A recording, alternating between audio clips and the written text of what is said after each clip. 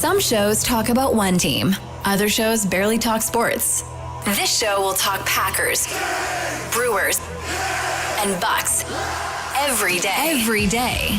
It's Wisconsin Sports Daily with Steve Sparky Fifer. Served up by Wendy's on 1250 AM and 105.7 FM The Fan. Download the Wendy's app today. It is time again. Here we are on a Friday.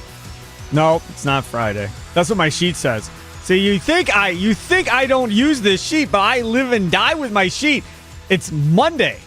My bad. It's the 21st. Yeah, it's fine. You know me, man. You do this stuff. You screw me all up. I was like, damn, that week went We fast. got new things going on for the producers over here, man. I'm focused on other things. I understand. So, no, it is Monday. I am losing my mind. It's just the beginning of the week as we broadcast live from the 1250 AM 105.7 FM The Fan Studios, powered by the Potawatomi Sportsbook. Sparky with you, Charlie Usen, producing Other Side of the Glass. Pete Doherty of the Green Bay Press Gazette will join us coming up today in about 40 minutes as training camp gets underway on Wednesday. And we got to talk with him. He's got his 5 storylines that he put out coming into this Packers training camp, so we'll go over those coming up here at 2:40. Charlie Sounds of the Day at 3:40, and of course, our Green and Gold update brought to you by the Potawatomi Sportsbook. That comes up at 4 o'clock. This Brewers team, first time they play the Dodgers, Charlie's like, oh, what does it mean about the Brewers? They say sweep them. Ha ha ha ha! Stop. Why don't we just say, hey, what cannot happen, right? Like, they have to win one. They cannot get swept. Let's do that instead. Come on, sweep the Dodgers. Stop. So then they sweep the Dodgers. And Charlie's like, I told you we should have done that. Okay, fine. So then we come out of the All-Star break. There was no conversation really other than, after what happened the first time, the expectations changed the second time. Nobody expected them to sweep the Dodgers again, did you? Did y'all really think they were going to sweep the Dodgers again? But there's so many cool things. Like, I just went through and took like one thing from every game. Like this dude here. Battle next as Ohtani swings and misses at that. Got him. Another collider to strike out Betts, and now just sinker nation. Ohtani, Betts, Freeman gets struck out in order. And that first inning Friday night by Mr. Priester. Sat him down in order in the first inning. And again, who's everybody talking about? We're talking about Woodruff. We're talking about Miz. We're talking about Peralta. Even Quintana gets love on the MLB Network shows. I'd say ESPN, but they don't talk about baseball. But they talk about it. They never bring up Priester. Does not happen. But quietly, this dude has put together a little bit of a run here for the Brewers. And of course, I've got people all over me, Charlie, which is, come on, Sparky, are you going to apologize for being all over and bad-mouthing that trade and so forth? Listen, as I said before, he's better than obviously what I was expecting. But, let me make this very clear, but we got a long ways to go in this dude's contract before we officially deem this, oh yeah, boy, what a great deal this was. He's pitched really well for, a couple of months? Which is great, and I'm happy that he's pitched really well for a couple of months. But at the end of the day, when we talk about this Brewers baseball team, he's under contract for several more years. So until we get through, at least the next couple of years, like if he does this for the remainder of this year and he pitches really good again next year, okay, then we can have the conversation of, boy, Sparky completely missed the boat on that one. But if we're being real here, he was a first-round pick, was in the Pirates organization. They've developed some pitching, right? But it's still a bad organization. I get it. That didn't work. Went to Boston, had a cup of coffee, and they moved off of him quick. Like, no hesitation. See ya. Out of here. Bye-bye. They weren't even worried about it. Quinn Priester, in the month of June, had a 1.98 ERA in the month of June, Charlie. That's pretty good. 1.98 ERA. He had 42 strikeouts to 29 walks. That's pretty good. Now in the month of July, we're through 3 starts. In the month of July, he has a 3.24 ERA in the month of July. Why? Because he gave up 5 runs, 4 of those earned on July 4th, in Miami against the Marlins, which the Brewers ended up winning anyhow. But yeah, a 1.98 ERA in June. In May, he had a 4.26 ERA. And in April, a 3.79 ERA. So he's had one outstanding month in the month of June. And this month, he gave up 4 runs his first start, 2 runs his second start, 6 innings, 2 runs, 10 strikeouts. Still really good. And then this last outing against the Dodgers, 6 innings, 3 hits, no walks, 10 strikeouts. So again, I think it was Tommy was like, he's probably the best 5th starter in baseball right now. I think that's probably fair, Charlie, that he might be or probably is the best 5th starter in Major League Baseball. I don't really know if it's a probably. I think he is the best 5th starter. He's 8-2 with a 3.3 ERA right now. I mean, he's electric. And it's not just that he's 8-2 with a 3.3 ERA. It's when you watch him pitch, he has command on that mound. You are watching these games to watch him. How many other 5th starters in the entire MLB are you saying that for? This is pretty nuts, man. And when he's pitching as well as he is and the offense is able to help back him up a little bit like they are, I mean, it makes it really hard to find a way to beat the Brewers on any given day. Right. So that's a big one. Right away Friday night. Then comes word from Kurt Hogue on social media that Joey Ortiz has changed his batting stance, everybody. He's changed his batting stance, and he had the before, the after, and he put him up. Kurt Hogue all over it. Now again, did it work early? I mean, it's small samples that we only had like a day or two, right? Ortiz, deep left, it is hammered and gone. Joey Ortiz goes deep in L.A. That quiets the crowd, and the wave is now gone. Bye-bye. It was like half the crowd there by that point. Home run number 7 for Ortiz, and here come the Boo Birds in La La Land. They were doing the wave, but there wasn't a ton of people necessarily left when they were trying to do the wave. But either way, so that both those highlights, FanDuel Sports Network, as will be the next one. So Joey Ortiz, maybe he gets the start to going a little bit here as well. Now, the bottom of the lineup, as we've talked about, with him and Durbin and Collins and those guys, have all been playing really well. And Collins is hitting over 300 for the last month or so, as far as his time in the lineup, and has produced really well. Then this dude here. This dude right here. 1-2, line drive left field. It's down. They're going to send the runner around third. Ruiz throw way offline. Monasterio digging for 2, and he's there. It's 3-2 now on the RBI hit by Monasterio. So Monasterio coming up and delivering as well. Yesterday, I was livid. If we're being honest, I was livid when I saw the lineup come out.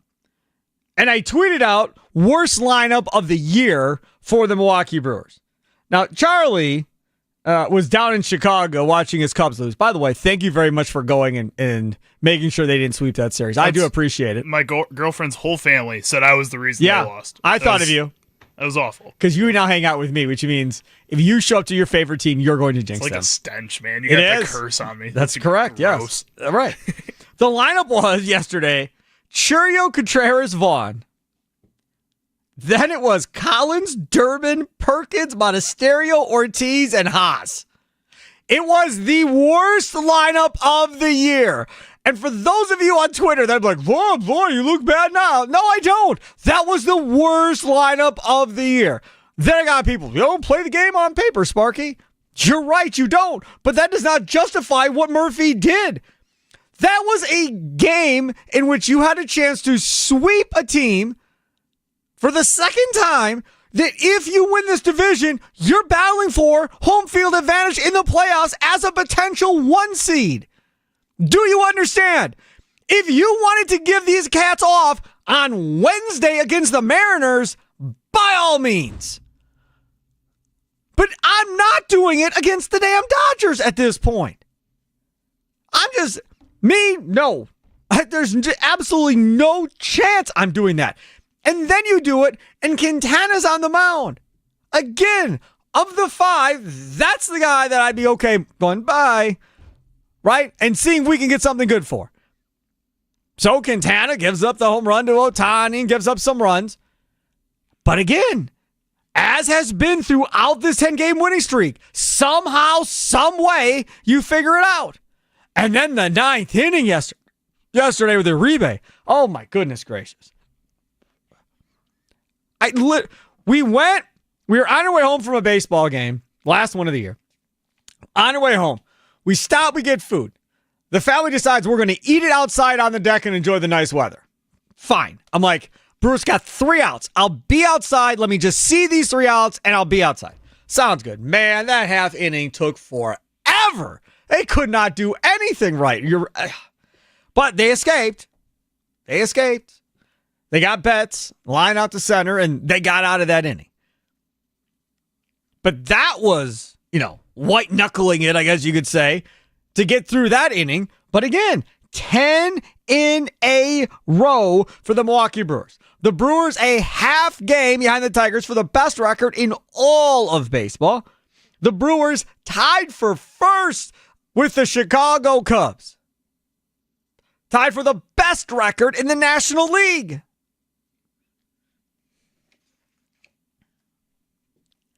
My question, I think, is pretty simple. What do you think has been the main factor in the Brewers' 10-game win streak?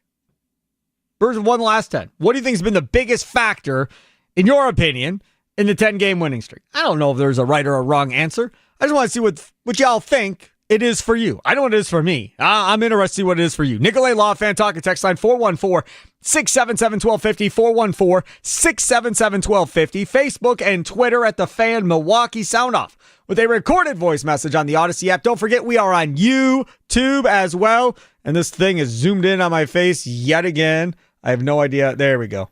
YouTube, all you have to do is look at The Fan Milwaukee. Use that @ symbol, at The Fan Milwaukee.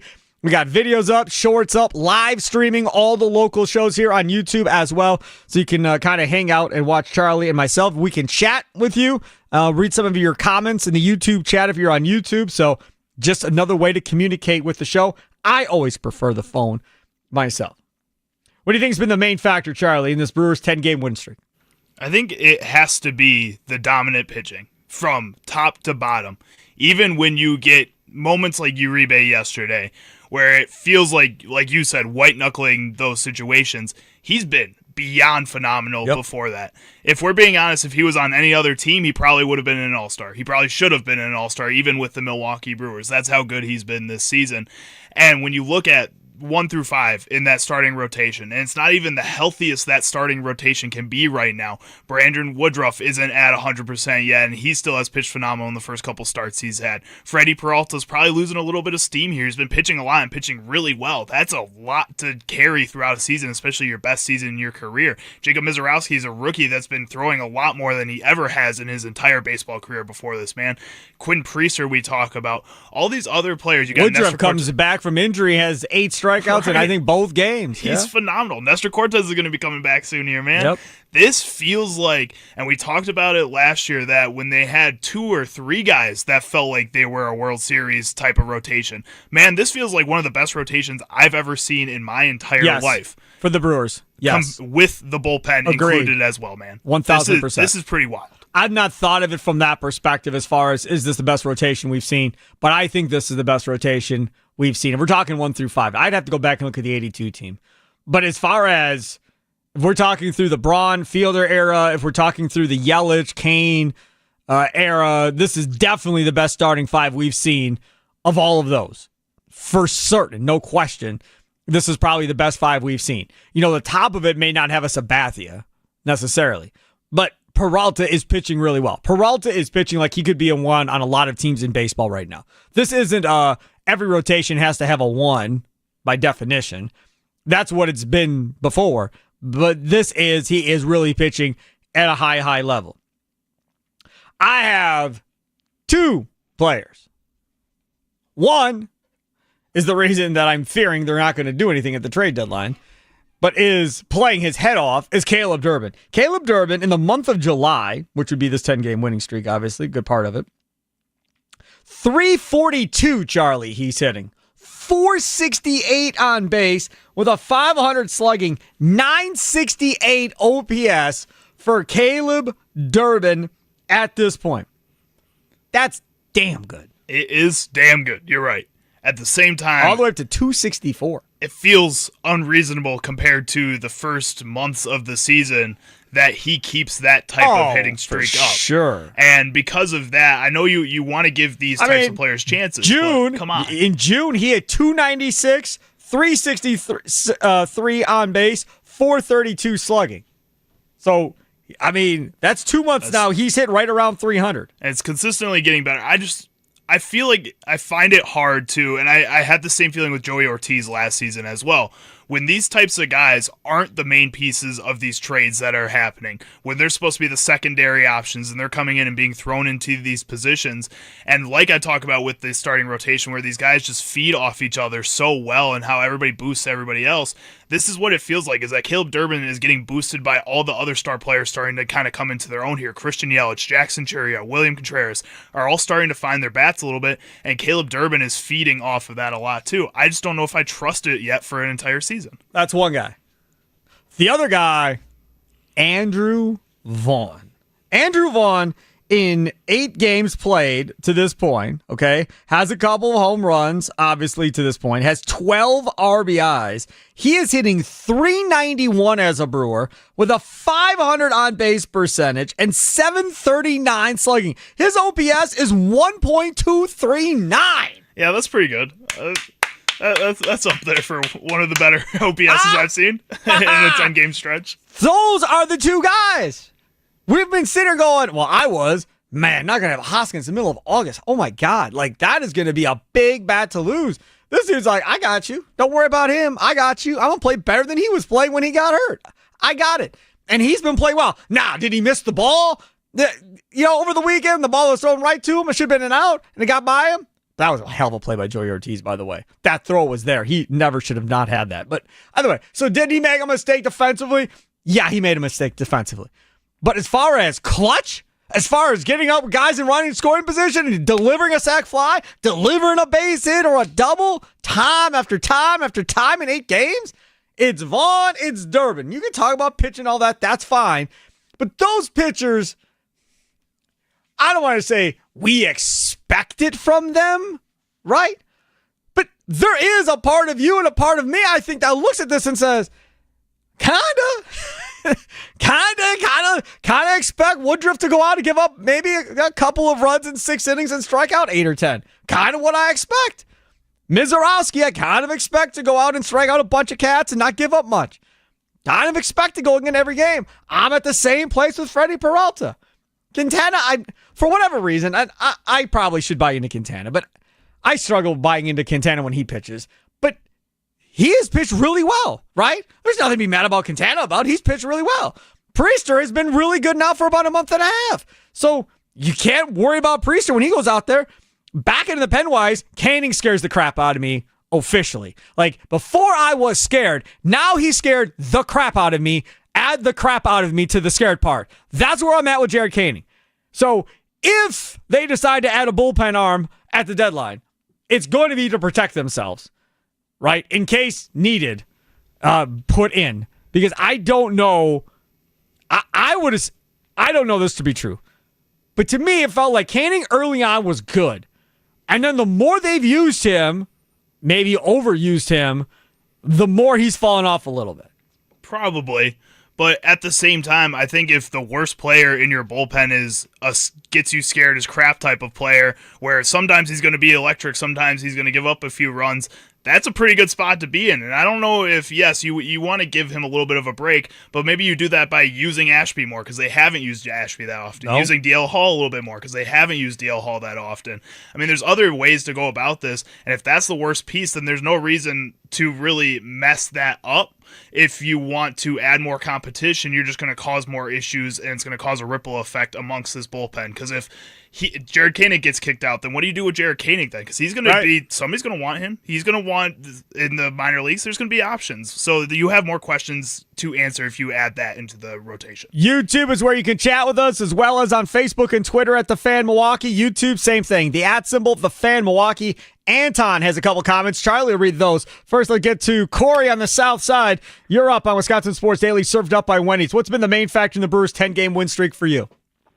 I think for the main factor, for me, it's been just a little bit of combination of both. I mean, the pitching's been great. Starting pitching's been awesome. They've been lights out. Yep. But you have to also throw the bats in there too, Charlie. Sparky, sorry. I was telling Charlie on the phone, I was like, in this 10-game win streak, we scored 56 runs and only given up 26 runs. So it's a combination of a little bit of testament of our bullpen holding teams to minimal runs and everything like that. And our bats have come alive, and we got guys on the team that are stepping up, like Monasterio and Joey Ortiz. They're, getting their bats going. And it's like, you don't expect like the Yelich to do everything all the time. These other younger guys are stepping up, and that's what I like about it. But my math's correct. That's a plus 30 run differential. So for me, it's been a little bit of both, but mostly the bats for me. Yes, no question it has to do with bats. Thanks for the call. Appreciate it. The other thing, too, they're doing all of this without William Contreras being a factor at all.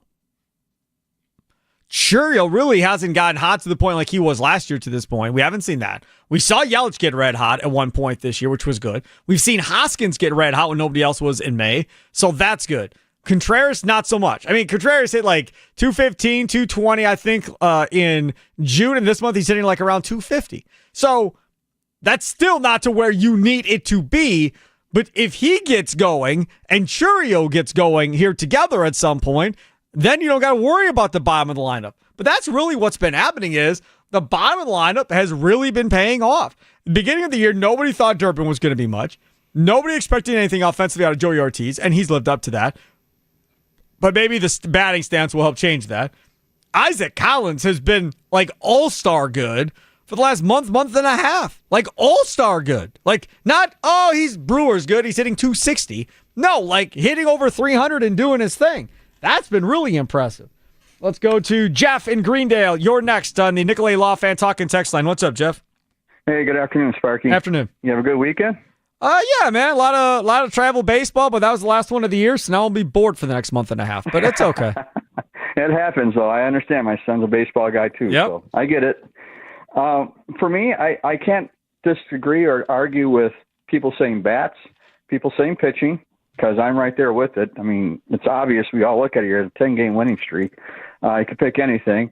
I think for me, a big part is kind of a combination, something that it's not on the field per se. One is Murphy. Yep. I think Murphy's just been a steady man for this kind of club. Just the right guy that gets the young guys, knows how to push buttons, when to push them. Correct me, I think it was Peralta, that one where everyone thought, okay, he's coming out. I think even announcers on the national game thought they were going to switch pitchers, but he just went out there, talked to him, and went back in. Yes, that was Peralta. It was Peralta. Okay. Yes, it was. So stuff like that to me is like, that's huge. To which ripples in effect to me is a big thing why they're going the way they are is these guys, it's going to sound, what's the word, cliche-ish, I guess, but these guys say it in their interviews after the game, I think they truly believe that they are not out of it even when they're down. Correct. Now, every player will say that, but you got to put actions to words. And you've heard players say it time and again, and they go on a 5-game losing streak. It's like, yeah, whatever. You're not putting actions to words. These guys right now are putting these actions to words of, okay, we're down 4, but we're going to claw back and win it. And I think that's what's huge right now. Not to say those other things, the pitching, the batting, it's all part of it. But I think their attitude going into those things, whatever position they are, is helping them to succeed and be better at it. That's just the way I look at it. But you have a great day, Sparky. Take care, Jeff. I appreciate you. Yeah, I mean, there's no question that Murphy deserves a lot of credit for this. Can I just nitpick one thing? Sure. Go for it. Can we please act like we're not the team, the Cleveland team for the movie Major League? Can we please stop doing this? He keeps doing it, and it's starting to be slightly offensive. I just stop. Like this whole thing about, they wouldn't know us in this country if we gave them a list of our players, blah, blah, blah, blah. Okay, fine. Maybe that's true. But quit acting like we're in the movie Major League, dude. That's what it feels like. He just keeps saying like we're a bunch of nobodies. Somehow or another, we're figuring out a way to we're trying to trying to figure out a way to win. Got like, what, a cardboard thing of Attanasio in there? They're ripping off pieces? God, I hope not. But I mean, that's... Right? I mean, it's too much. Like, you can do it one time that nobody knows who we are. Okay, fine, but just drop it. Like, we don't need to continue to hear this time after time after time. Dude, you got a good baseball team. You got a bunch of good players. quit playing the nobody knows who we are thing. And if they don't know who you are, screw them. Like, just go out there and do your thing. I know he's trying to be funny. I get it. Right? And he gets laughs, and that's fine. But well, and I mean, it's annoying for us because we're sitting here watching this team on a daily basis, seeing how good they can be. But still on a national level, they don't understand that. They're just now starting to talk about this Milwaukee Brewers team because they've swept the Dodgers twice. When they've won 10 in a row. It really does feel like the Major Leagues movie sometimes. It does. This feels like a team that is a lot better than a lot of people give them credit for. And yes, it may be annoying to hear, but it's true. Come on, man. We got nobody coming from the penal system to come play for the Brewers, right? No, that's not it at all. Okay, so if you want to say, okay, who would be the team from Major League that would be into baseball this year? It'd probably be the Rockies, right? There's your team. There's your team that's been bad forever and a day lately. It would be the Rockies. Maybe they would be the team Major League. The White Sox, after losing all those games last year, maybe that would be your team from the movie Major League, where everybody comes in the year and picks them last. People weren't picking the Brewers to be last. That wasn't a thing. It was the Brewers, the Cardinals, and the Cubs picked. Well, not even the Cardinals. It was pretty much the Brewers and the Cubs picked at the top of this division coming into the year. They weren't picked to last. That Major League movie thing, that nobody thought that team was going to be any good. It drives me nuts. But at the same time, people also completely jumped off the bandwagon after 3 series into the season. Yes, they did. And that Yankees series crushed people. I think after that first series, after the first month, they didn't really have a lot of people believing in this team. And yes, it may not be a whole season like the movie Major League, but in a lot smaller sample size, it was a team that had nobody behind them, and all of a sudden having the whole world behind them. I would like to hope that you listening and myself will not do that again. I won't. This is fun, man. I promise you, we are all going to do this again within the next 5 years if they start off slow. I promise you, we're all going to do it again. And then people are going to call up, don't you remember 2025? Shut up, Sparky. You're being so negative. They'll be fine. I guarantee you it'll happen. Where are we going? Steve in Greenfield, you're next on the Nicolay Law Fan Talking text line. Wisconsin Sports Daily served up by Wendy's here on the Fan with me, Steve Sparky Fifer. What's up, Steve? Yeah, I hate to rain on this love fest, but I do have a problem with Murphy on one thing. Okay. And he seems to pick on the younger players a lot, Ortiz and Terang and Frelick, but he doesn't seem to hold the veterans accountable for their performance. And I'm talking about Contreras. Nobody strikes out more with men on base than Contreras, and I'm sick of it. And he needs to be set down for a week or 2 weeks until that finger is 100%. I don't have a problem sitting him down for a couple of days here and there and letting him try and figure it out. No, I don't disagree with you. I'm not sitting him down for a week or 2 weeks like you said, but I would sit him down for a couple of days and see if it helps. You would think the All-Star break would have helped with that finger too. And to be honest, I don't think I've heard any of the writers, maybe they've asked him and I've missed the writing of it, but I don't know if anybody's asked him like where he's at health-wise with that finger now and how much better it is. Are we close to it being 100% again? Thanks for the call. I mean, he is hitting better this month, right? Went up like 30 points so far from June to July, so we're getting there. He's showing some power. He's driving the ball a little bit better, I feel like, watching Contreras in games. So something to be something to think about for sure. All right, let's get the YouTube chat, Charlie, over there. Anton, I think it is on YouTube. Yep, our guy Anton B over at YouTube. You can be like him, comment at the Fan Milwaukee on the live stream that's happening right now. Just click on our profile picture. You can get there. He says, what do you think the Crew needs? I'd say another power bat, but everyone is playing well. I don't want to give up on the farm. We're going to talk about this at 3 o'clock. At 3 o'clock, we're going to talk about how aggressive we want the Brewers to be at the deadline and what that really means to be aggressive. Because I have had my fill of going back and forth with people on Twitter about this whole thing.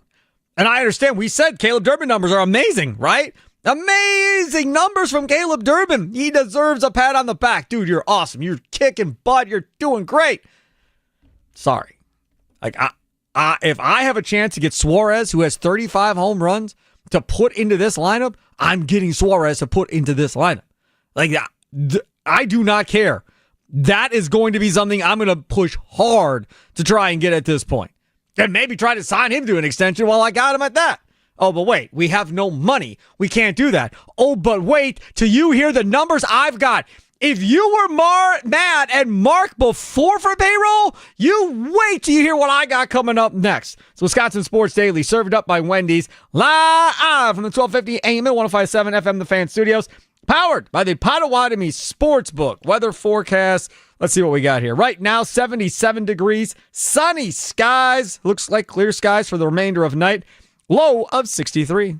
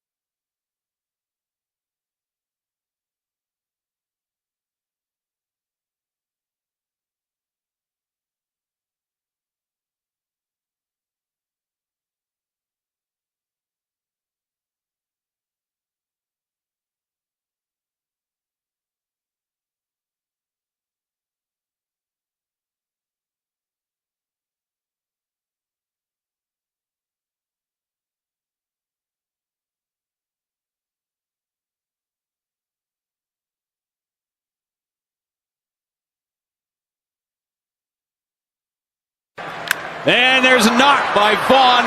The Brewers had a run at 7-5. Second RBI of the night. He's got a dozen with the Brewers in a week. Unbelievable. Unbelievable job done by Andrew Vaughn. Unbelievable job. FanDuel Sports Network there. Vaughn is hitting almost 400 as a Brewer over 8 games. 500 on base percentage. Just crazy stuff, man. Crazy stuff from Andrew Vaughn so far. P. Doherty, Green Bay Press Gazette, will join us coming up here in about 6-7 minutes or so. I wanted to, should we do this now or should we hold this? I'm questioning whether or not we should do this because we only have like 4 minutes.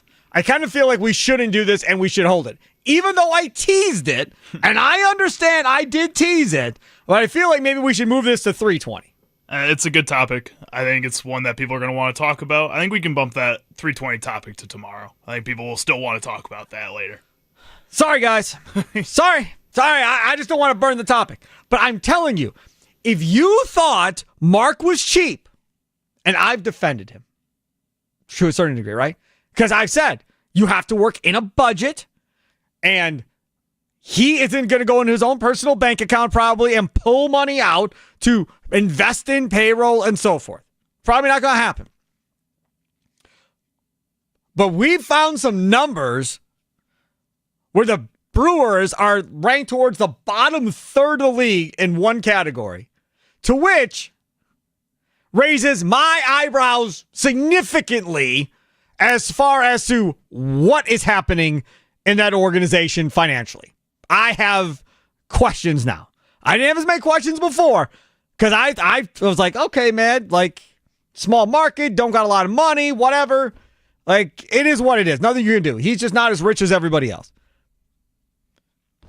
But with all due respect, and Charlie agreed with me when I showed him the numbers. He's like, oh my God. Like, if they bump that just a little bit, your payroll goes way up. Just a little bump. Not even asking for a big bump. And in this breakdown, the Mets are number one. The Phillies are up there, and all these teams are up there. Milwaukee, like 24th in baseball, something like that. And it's something very easy to fix and do. I would love somebody to explain to me why the number isn't higher for the Brewers to begin with. But anyways, so we'll get into that coming up at 3:20. Potawatomi Sportsbook, 6,500 square feet, 2 levels, 2,000 square foot center screen, over 30 games at one time, 30 different sporting events at one time. That bottom level, you've got booths, tabletops, individual chairs. They kind of look like don't they look like recliners kind of? I mean, that's what they look like to me, yeah. Comfy. Big, comfy chairs, the whole deal. You go online, reserve your seat ahead of time or your table or your booth ahead of time. Nominal fee down, but that goes towards your food and beverage bill for the rest of the night. So you're going to spend that money anyhow. At least you know you aren't going to be standing all night. To me, that makes it completely worth it. Potawatomi.com/sportsbook. Potawatomi.com/sportsbook to check that out. And then when you're there, again, that food, Potawatomi Sportsbook Kitchen, amazing. Great food, all-day brunch, all kinds of different foods that you could possibly want, they have there. Plus, homemade food and pastries made every day at the Potawatomi Hotel Casino. Fine dining restaurants all over the Potawatomi Hotel Casino. Gambling kiosks off that 4th level skywalk coming in right across from Rockabrew. Great family restaurant. Kids will have a lot of fun. It's like electric guitars, Kiss themed, the band Kiss, themed inspired restaurant. It's awesome. I'm a big fan of the personal pizzas like I always talk about. Check that out today as well. Coming up next, we're going to hear from Pete Doherty of the Green Bay Press Gazette. He's got his 5 storylines that he put out for the Green Bay Press Gazette. We'll dive into that as training camp just a couple of days away from starting here up in Green Bay. It's Wisconsin Sports Daily, served up by Wendy's, live from the 1250 AM and 105.7 FM The Fan Studios, powered by the Potawatomi Sportsbook. Sparky here.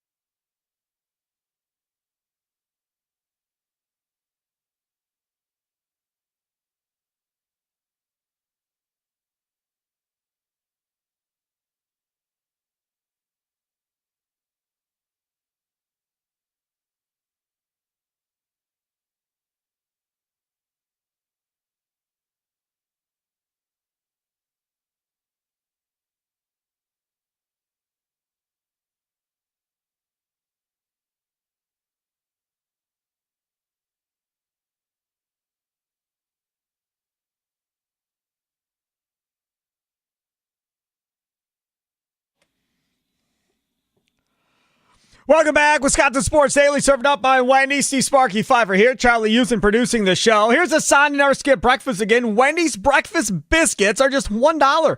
Your choice of a buttermilk biscuit with grilled sausage or bacon with egg and melty cheese, or even the honey buddy with juicy chicken and maple honey butter for just $1.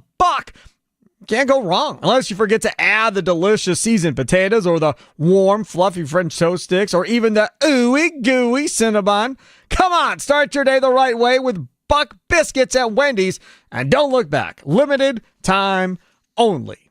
Joining us now on the Fan Guest Hotline, powered by Gruber Law, he is Pete Doherty of the Green Bay Press-Gazette. Follow him on Twitter at Pete Doherty. Pete, thank you so much for coming on. How are you? Doing well, Sparky. How are you today? Doing well. Yeah, doing good. Training camp getting ready to start up here in a couple of days, which means from a sports talk perspective, life becomes easy until next February, which I'm very grateful for. But the Brewers are playing so well right now. It is so much fun talking about the Brewers every day, and that's not going to stop even though the Packers get going. But again, it does provide content every day because LaFleur is talking, players are talking. We get Goody and LaFleur both talking coming up on Wednesday, so looking forward to that. What's your one? I mean, you read 5 for the Press Gazette. You can check that out at the Press Gazette website. But what's your one big thing that you're interested in coming into this training camp? The biggest thing I'm interested in, which I don't think camp will answer, is Jordan Love and what kind of year he's going to have and how much he's improved. I think we'll get a sense, but you don't really know till you play the games with the quarterbacks. Will they pull those games out for you? Will they win games for you? Just from camp, I'm just really curious to see how Jordan Morgan does, and if he can give Rasheed Walker a run for his money. I'm assuming Walker ends up, winning that job pretty easily, but you never know. So I'm curious. Isn't that fake? Isn't it really? They're just going to try and get him at right guard for the year, and then next year he goes to left tackle, and then escalate Belton moves into right guard. That's how I think it's going to play it. Maybe I'm nuts. I don't know if it's. I don't know if it's fake, but I'm sure they're trying to put a burr in Walker's saddle. Because he started slow last year. He was kind of handed the job, and so maybe they want to get him started faster. I think they probably want to see if one, how Walker looks, and two, if they let Walker walk next offseason, is Jordan Morgan good enough to be their left tackle in 26 and 27? So I'm guessing that's part of it, is they want to see, can this guy be a legit starting left tackle in the league? Because I don't think he'll beat out Sean Ryan at right guard either. I'm assuming, Ryan's just a little bit better, and we'll win that too, and Morgan will end up being their 6th man for the season. Let me see if I got this right. They drafted this cat who I didn't want. I wanted a damn corner. They drafted this cat, and now we're going to possibly go into year 3, and he still will not have been a starter for this team. That's what you're telling me is a very good chance of happening? I think there's a real good chance that for his first 2 years, he won't be the starter. Now, there are always injuries, too. So they lose somebody for the year, then he'll be a starter. Even, he could end up starting games. You want your first-round pick to be so good that he forces his way onto the field. I don't think it's a disaster if he's not a starter. Now, what will be the telling point is if he's not a starter, or if he is a starter in 26, what position, and do they sign him? Do they do the 5th-year option with him for 28, and do they sign him to an extension? If he only starts for 2 years, 26 to 27, and then they don't do a second contract with him, then it's not a very good draft pick. But if he ends up not starting his first 2 years and then being a starter for the next 6, then it's fine. You're picking later in the first round. There's more misses down there than there end at the top, and there are a lot at the top too. Pete Doherty, Green Bay Press Gazette. Follow him on Twitter at Pete Doherty as he joins us here. Wisconsin Sports Daily, served up by Wendy's. You can see the face of Pete Doherty right now if you go on YouTube at The Fan Milwaukee. Use that @ symbol at The Fan Milwaukee. And you can watch our conversation right there. Subscribe, like all that fun stuff they tell you to do on other YouTube channels. I'll tell you to do as well. Okay, so I said this offseason, and the more we go forward here, the more convinced I am of it, that they're trying to build this thing more like Philadelphia. Get heavier up front on the offensive line, really base it around Josh Jacobs, which I think they did for the most part last year, like Philly did with Saquon Barkley. Take some of the pressure off of Jordan Love.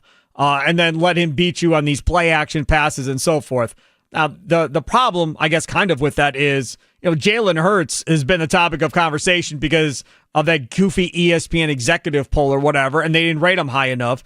So now everybody's coming out to Jalen Hurts' defense, but it's kind of based on how the way the offense is structured, I think, kind of is how people maybe put Jalen Hurts into a different light. He's not asked to do as much as a lot of other quarterbacks are based on how that offense is run.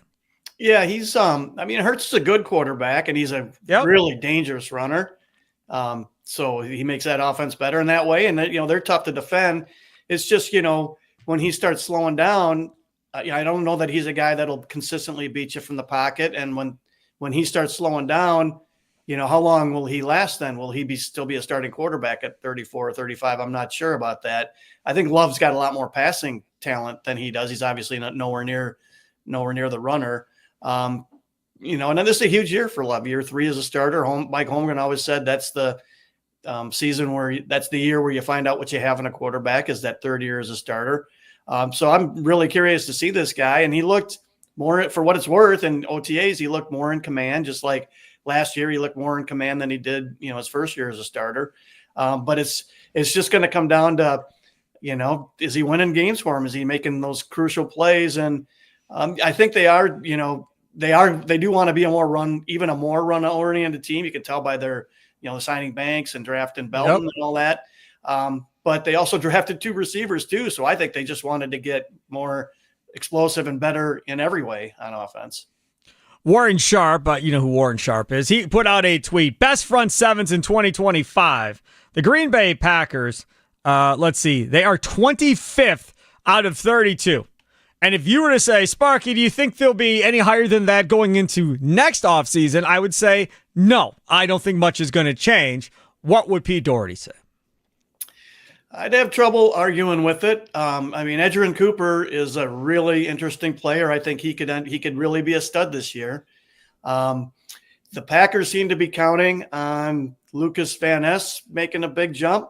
Crazy. I'm not sure they're going to get it, but we'll see. We'll see if the coaching, the change at defensive line coach matters.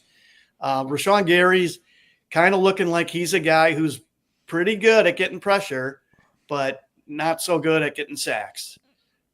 So is he a better player this year? Again, we'll see on that. We'll the 5th round pick. Why am I blanking on his name? Colin Oliver, is that it? Yeah, Oliver's last name. Yep. Yeah. Can he be? They drafted him to be a designated rusher. 5th round picks usually don't make a big impact as rookies, but it's not unheard of. So can he get 4 or 5 sacks this year and some pressures if he plays more as the season goes on? But if I were the Packers, I would still be really concerned about the pass rush. And that's the biggest question I have with them is, do they have enough rush to win these big games against good quarterbacks, or are they just going to have to win them in big-time shootouts? That's the thing I'd be worried about if I were them. So last week, I believe it was, Charlie, correct me if I'm wrong, I think it was last week, somebody put out a number on the pressure rate or whatever, Rashawn Gary versus TJ Watt, right? And last Monday. Yep. Last Monday. And they were relatively close with one another. However, the difference in snaps was mind-boggling as far as how many more snaps TJ Watt has had from Rashawn Gary's first year, 2019, to now. That would have been Watt's 3rd year. All the way till now, it wasn't even close. So then my producer Charlie said, well, let's go investigate. So he went and he looked, and he said the biggest difference is they keep pulling Rashawn Gary out, it looks like, in obvious rundowns. They take Gary off the field, and that's probably the biggest difference as far as why he doesn't have as many snaps as Watt. What say you to that? Yeah, I'm not even sure. I think they pull him out a lot. I think he might have played fewer than 60% of the snaps last year. I totally get wanting to rotate those guys a lot.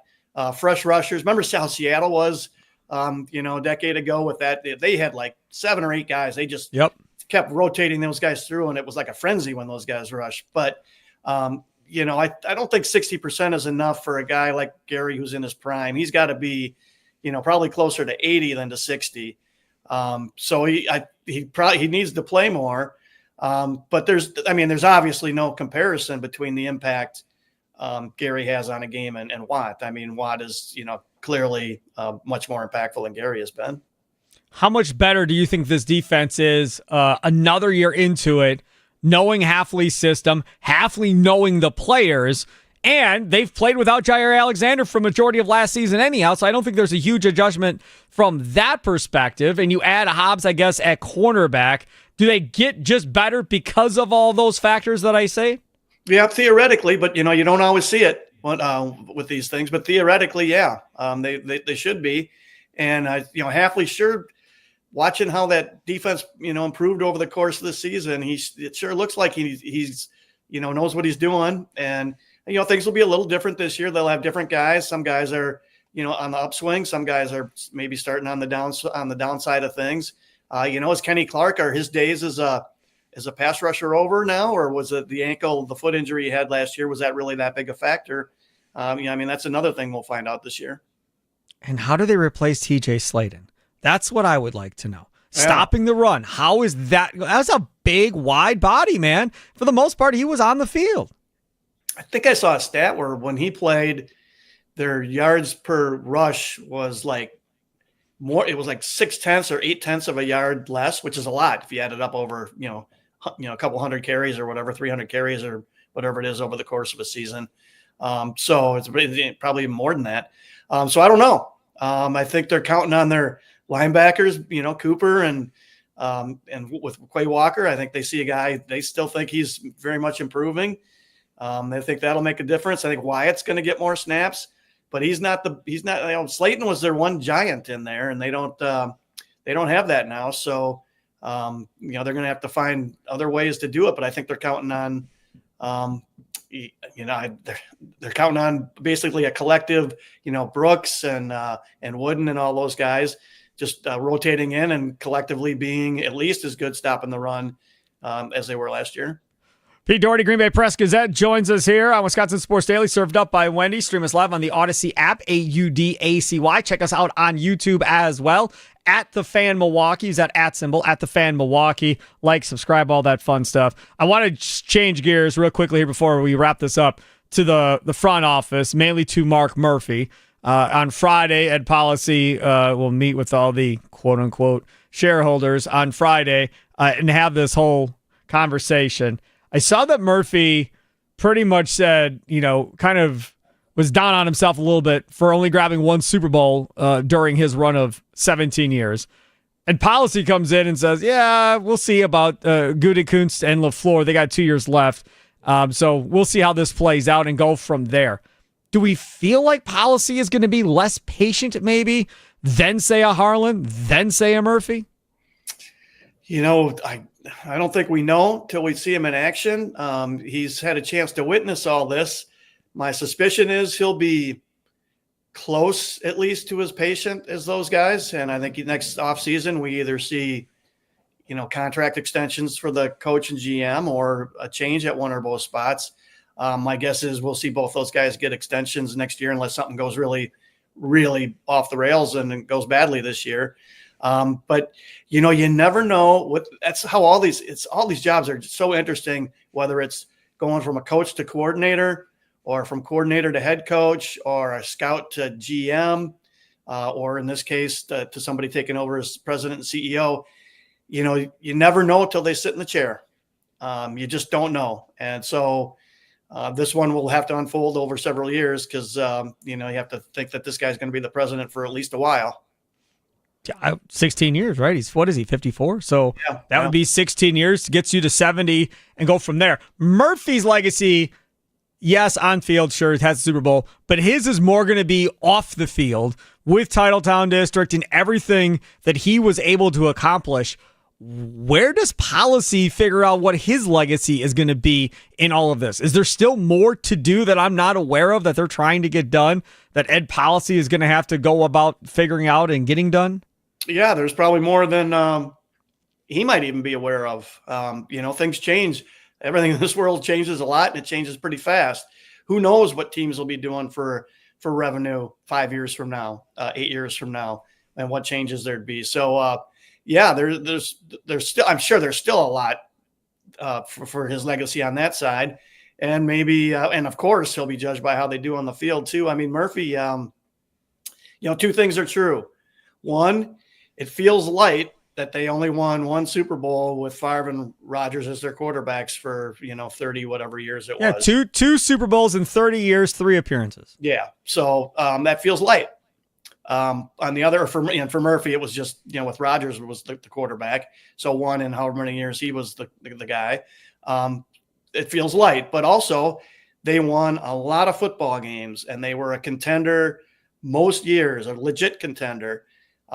Which is also really hard to do in this league. So both things are true. And between that and Titletown, I mean, for whatever differences you might have with Murphy and what you might not like about what he did, I mean, it's hard to argue that he was not a successful president, not as successful as could have been on the field with, like I said, the one Super Bowl. But overall, you take the whole thing into scope, it's hard to dismiss him as not being successful.